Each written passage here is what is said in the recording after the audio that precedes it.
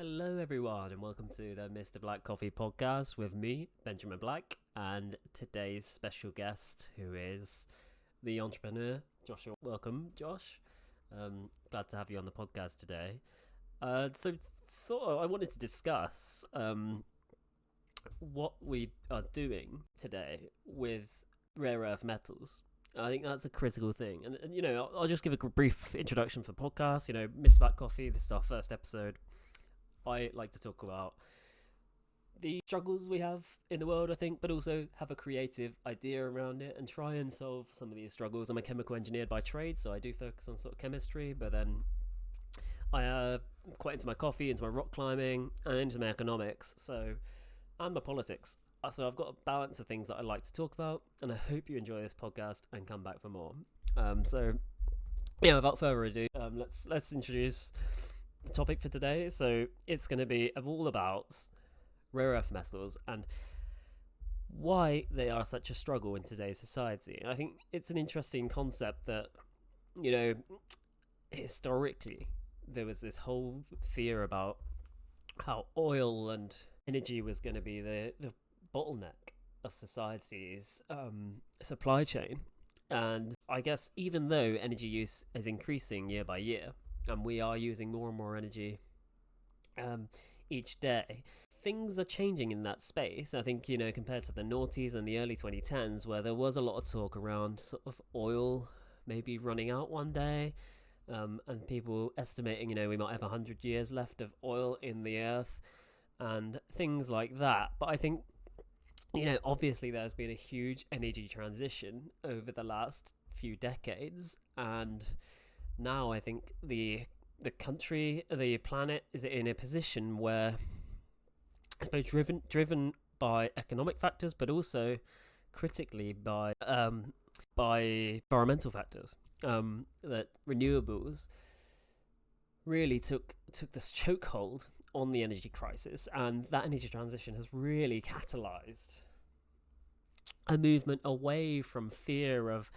lack of energy to sort of a feeling of contentment there. Obviously, the problem is not solved because we struggle with, energy supply being expensive in a lot of cases to homes and things like that. But I think in terms of the bigger picture, we aren't too worried anymore about not having enough energy to go around. There are certainly multiple work fronts, for example, in the nuclear SMR space for smaller scale powering these large data centers, but also in the larger space, lots of countries are going to, over 50% renewable now, with advancements in solar, especially in wind, in hydroelectric, and in waste materials. So, we have transitioned there from a state where we only used oil and gas and fossil fuels to a place where, actually there's lots of work fronts here, and a lot of them are completely renewable and don't rely on finite resources. So that's an interesting argument. But then in contrast, we have now this huge dependence on rare earth metals. And that seems to be the thing that's really in the news recently, with larger countries, obviously, again, benefiting much more because larger countries have a much more likelihood that they have huge deposits of these rare earth metals hidden in their soils. And that's what I wanted to touch on today. And it seems like, it's China, it's Russia, it's these huge countries that have notably variable sized economies, but they have huge deposits of these rare earth metals. And this is where I wanted to ask today's question, and that is, can we eliminate our dependence on rare earths from China and Russia and all these types of countries where we don't necessarily get on with them in the West 100%? And it's a little bit worrying when you've got countries like China that hold an 80% share of the rare earth metal trading market. So, and again, let's touch on their importance in the usage of them today. It crosses from the energy transition stuff that I mentioned before in batteries. We've got lots of lithium, sodium, all these rare earths in the batteries, but also it goes down to the higher level technological systems, which are things like graphics cards, which have other rare earths, which are, essential to getting that process through. And even in pharmaceuticals, all chemical engineering, frankly, we're using lots of these rare earths. It's not necessarily anymore oil, which was argued to be rare, but actually there's loads of it. It's more these finite little chemicals and metallic elements that are in the periodic table at the bottom of it that you don't really know that exist, but actually they play a huge role in running this modern technical infrastructure that we're used to using today. And I think if we want to rely more on an AI orientated world, it's these metals that are going to be a huge factor in that AI boom and whether that will continue to grow. So yeah, and I think that's another story for another day maybe, but let's just talk a little bit about eliminating our dependence on rare earths from China, from Russia, from other countries which may become hostile at some point. So it's not something we can produce on our own soil, rather. So the question is hugely relevant because of our technologically advancing world, right? And we rely more and more on computers, processing power, and batteries to do our day-to-day tasks. Most people work from home now, or they certainly use the internet when they work and use cloud systems.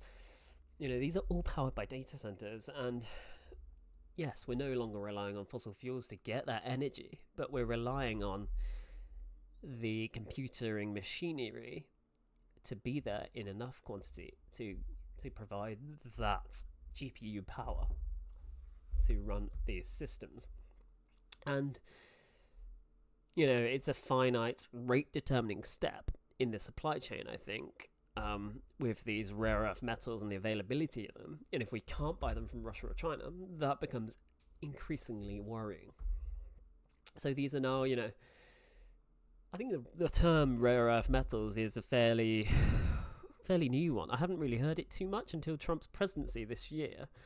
And he's really made it clear that it's an important thing, and I think I agree with him there. It's very important, and the name itself you might consider it to be a bit of a misnomer. Rare earth metals, by definition, metals are finite resources taken from the planet. So it's like a mining is a finite activity, an activity which takes finite resources from the planet. So metals are already rare, but calling them rare things adds to the worry. I think it could be an exaggeration. It makes it even more of a concern, right? But no, they are finite, and they are critical materials and in extremely high demand at the moment. So what do we do about it? It's becoming harder and harder to find lithium deposits, nickel deposits, cobalt deposits in high enough quantity locally. So we have to reach out to these perhaps not friendly countries to get hold of it. But what if we need it for our economy to grow, for our services to continue to run, and importantly, for productivity to stay high, and for us to improve our quality of life more and more as the generations go by? So I think the way we do that, right, is looking at how we eliminate our dependence on other countries for these rare earths. And we did it with fossil fuels. Right? It seemed like, we need oil for our economy. There's no alternative. Probably in the 90s and the early noughties. Then renewables came along. So how can we do that with rare earths? I mean, there's one argument to try and modify the machinery we use to get away from using rare earths. But I think that's something that certainly could be explored, and maybe it's one for another episode. But what I've looked at is perhaps a slightly more out of the box idea. Certainly not something that could be done in the near future, but something extremely interesting, and that is the concept of potentially trying to manufacture the rare earth metals. And you might think that's ludicrous. We can't manufacture elements, and in theory, yes, that is the case, but anything is possible. And the name for this is called nuclear transmutation. Nuclear transmutation. And essentially that means manufacturing atoms. Nuclear transmutation. And this is done by turning one element into a different element by changing its nucleus. So adding or removing protons, because the nucleus is made up of protons and neutrons, and it's done by adding or removing them. So it is possible in principle, and we've done it in particle accelerators and nuclear reactors. Think nuclear fusion, think nuclear fission. So we do know the technology, but it is currently absurdly expensive and energy intensive. So for example, a few milligrams of neodymium this way would cost billions in electricity. So yes, it's completely out of the way at the moment. But the fact that it's possible, doesn't that get you a little interested? It's the same reason we don't manufacture gold from lead.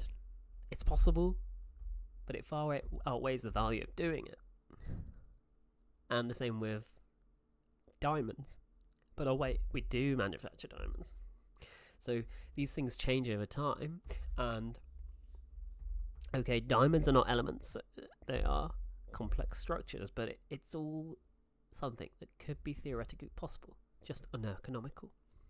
And if you think nuclear fusion is something we never really considered possible until recently, that could be an absolutely free energy resource, and that would be potentially opening doors to this type of thing. So it's all connected. That's what I'm trying to get at. So extracting from unconventional sources would also be an option. More realistic paths might be things like waste recycling, extracting these rare earths from the end-of-life electronics, magnets, and EV motors. I think that's a fascinating space. Waste recycling is something I've considered going into. It seems relatively simple. Small little chemical plant on the back end of it. You're taking waste, so you're getting it pretty cheap. That's a really fascinating space for me. Industrial byproducts, mining tailings, coal ash, fog gypsum often contain trace rare earths, and researchers are learning to extract them economically. These things are very fascinating and have that potential. And we always, I'm a chemical engineer, we always look at trying to add value to any step in the process. I've worked on battery materials, and they often have areas where you need to, for example, you need to remove water from a process line which is in contact with these rare earths. You remove that water, but you also get a little bit of waste within it. Originally, that might just go to the wastewater treatment, but now you might consider what's in that waste. Is it worth collecting some value from that? So it's these things where you might need to add filtration processes to extract further rare earths from your waste streams. And that creates byproducts, it adds value to industry, and it makes these processes ever more fascinating. Also, deep sea nodules. The ocean floor does hold huge quantities of these rare earths, but we can't get to these deep sea too easily at the moment because no one's ever been there, right?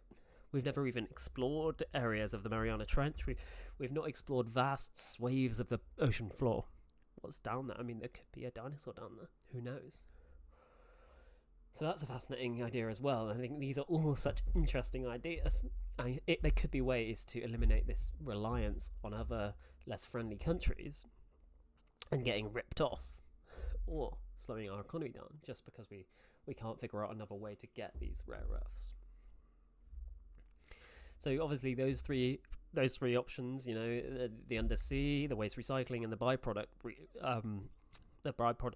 extraction, they don't produce rare earths. They just extract from what we've already done, and it's probably going to be a small percentage, let's be honest. But it helps us keep going. It's a bit like, I suppose it's a little bit like improving the efficiency of our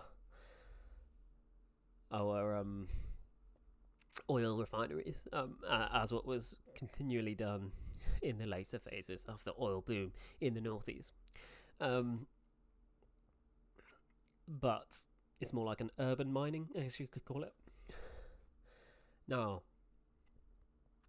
the real future fix is material substitution and synthetic analogues.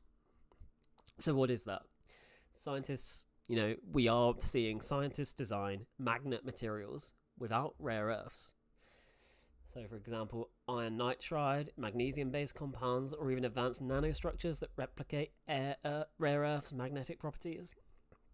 So, yeah, I guess it's about identifying what do we benefit from using rare earths. What properties do we crave, and can we replicate that with more abundant metals? Similarly, researchers are creating battery chemistries without the lithium, cobalt, or nickel. So sodium ion or sulfur-based batteries, sodium is much more readily available than lithium, and sulfur obviously also, it's not a rare earth metal. So it's these alternatives which are probably most likely the real future fix. So there's a lot of hype over the rare earths, and yes, at the moment we need them. I think the better idea, especially for smaller countries like the UK, like European countries, like a lot of South American countries, is maybe to think a little bit deeper and just assess what could we do to eliminate our need to rely and depend on other countries that are going to try and get the better of us. So yeah, I guess to summarize, we had nuclear transmutation, a little bit of a hyped up cause or method. It involves literally making new elements. And yes, although this is possible, it's highly unlikely that we get there in the next century. But it's a fascinating one, isn't it? Imagine changing lead into gold. Wouldn't that just, it would revolutionize materials and the economy behind it as well. That excites me. We've also got, recycling and byproduct recovery. That's something we do already, but certainly there is scope for further recovery. You see these piles of solar panels actually on landfill sometimes, and it's just like, surely some of the technology in there is recoverable. So that's another thing. Deep sea and asteroid mining. So I didn't mention it before, but asteroid mining could access new reserves. Like the deep sea is somewhere we can't get to, but with space exploration, could asteroid mining be a future prospect? Maybe. It's tough, but maybe it's within the next half century. Certainly deep sea. And yes, the most likely one is probably material substitution, which really is exciting. And figuring out what alternatives can we use based on their magnetic properties, or understanding exactly why the rare earths are needed, and then using a substitute to carry out the same purpose. So these are the ideas we need to figure out. The future won't just involve manufacturing rare earths. It's probably a case of leapfrogging them because they're no longer available, like we did with the energy transition. So it's a balance, right? Like the energy transition was a slow process and a lot of people had resistance to it to start with. But actually, what we need to do is step back, understand what we need to do, think long term, civilization level, and think, if we keep using these, we will run out. So we need an alternative. Iron and things like that as material substitution maybe isn't perfect, but it still does extend our lifetime. I think we've got lots of iron, right? I think that's something that likely will last for generations. So that's the first step, and then it will buy us time for further deep sea analysis, further asteroid analysis of these rare earths, and then in the future potentially looking at nuclear transmutation and the making of new atoms. I think is a great way to finish this podcast, and just I'd like to thank you for listening, and thank you all. But just stay curious and think about what would you do if you were trying to get a rare earth metal from the ocean, how would you get down there? How would you bring it back up? I'll leave you with that. Thanks for listening. This has been Mr. Black Coffee. Until next time, take a good sip. See you later. Bye-bye.